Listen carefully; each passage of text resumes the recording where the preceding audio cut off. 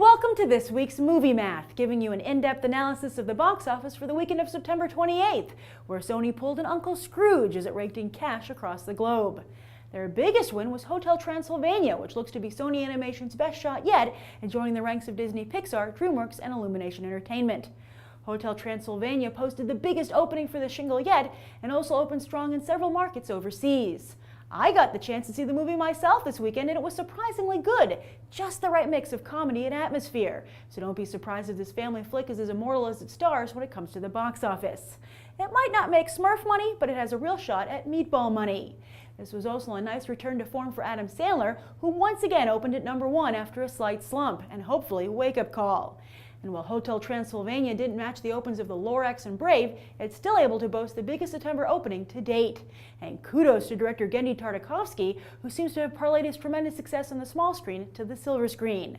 And Sony really covered its bases this weekend, as it also claimed the #2 spot with Looper. Now, some are congratulating Joseph Gordon-Levitt on the biggest opening of his career, yet I'm inclined to think Looper's debut is thanks to Bruce Willis, who recently opened Red and Cop Out to the same tune. However, according to CinemaScore, audiences gave the film a B, which is right in line with the 8 the sci-fi flick got here on Beyond the Trailer, the average audience rating for this show. That's not to say Looper doesn't please its target demographic, but it is a sign that it might not be clicking with mainstream audiences. We'll get a better idea next weekend when we see how it holds up.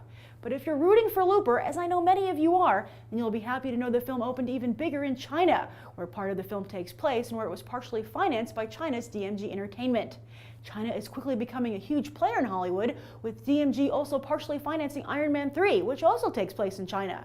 They also offer up a huge movie-going audience who can deliver headlines like this. Perhaps that's why James Cameron also made headlines recently, saying he was thinking of featuring Chinese Na'vi in future Avatar films. Back to Sony, they also scored with Resident Evil Retribution, which was #1 overall overseas for the 3rd consecutive week in a row. So while the zombie flick might be up to just $38 million here in the US, it's already pulled in $137 million abroad. Get ready for Resident Evil 6. But while Sony's success was the lead story this weekend, Universal also gave Hollywood something to talk about, or perhaps more accurately, sing about. Yes, despite playing in just 335 theaters, Pitch Perfect took the #6 spot, meaning audiences are not yet gleeked out after all. With both that film and End of Watch, which fell just a little under 40% in its second weekend, look for Anna Kendrick's star to be on the rise.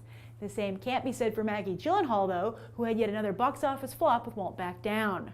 As for the rest of the box office, last week's debut films held up reasonably well in their second week, all dropping around 40%, with the exception of Dread, which fell more than 60% and out of the top 10.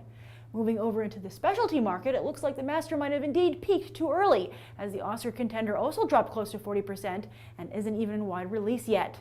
But The Perks of Being a Wallflower is still very much an up-and-comer, expanding its theatrical run and playing to packed theaters. Just one's not as crowded as Pitch Perfect. Looks like these wallflowers are still not the most popular kids in school, or this time the box office. As for this coming weekend, Taken 2 is expected to easily take the #1 spot, while Frankenweenie also looks to post strong numbers for a stop-motion flick. But will word of mouth for Hotel Transylvania siphon off some of Frankenweenie's juice? We'll have to wait and see. And that's the weekend box office. I'm Grace Randolph, and we just did some movie math. As always, thanks for watching, and I hope we'll go beyond the trailer for these other top movies.